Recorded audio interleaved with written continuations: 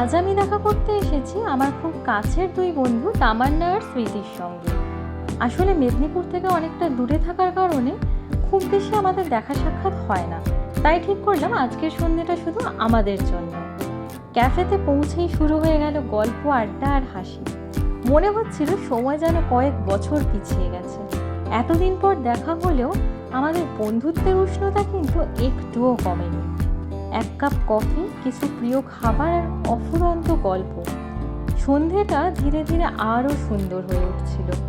আমরা পুরনো স্মৃতি মনে করছিলাম, আবার নতুন নতুন কিছু প্ল্যানিংও করলাম।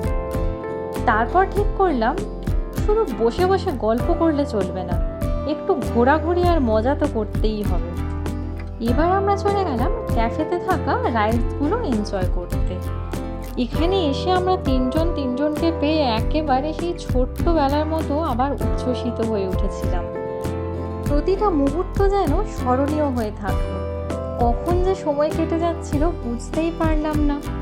হাসি, গল্প, আড্ডা আর খাওয়া দাওয়ার সঙ্গে আমাদের সন্ধ্যেটা হয়ে উঠলো একদম পারফেক্ট।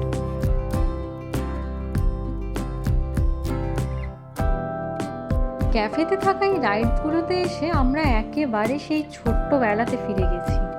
খুব আনন্দ করেছি। যতই হোক, নিজের ছোটবেলার বন্ধুদের সাথে যে হাসি মজা করা যায় সেটা বোধহয় আর কোনো কিছুতেই পাওয়া যায় না। এ এক আলাদাই আনন্দ। কখনো কখনো সুখ মানে বড় কিছু নয়, প্রিয় বন্ধুদের সঙ্গে কিছু সময় কাটানো, মন খুলে হাসা আর কিছু সুন্দর স্মৃতি তৈরি করাই যথেষ্ট। আজকের এই ছোট্ট মিট আপ আমাকে আবার মনে করিয়ে দিল, সত্যিকারের বন্ধুত্ব কখনো পুরনো হয় না। আমাদের এই একসঙ্গে কাটানো সুন্দর সন্ধ্যেটা সব সময় মনে থাকবে।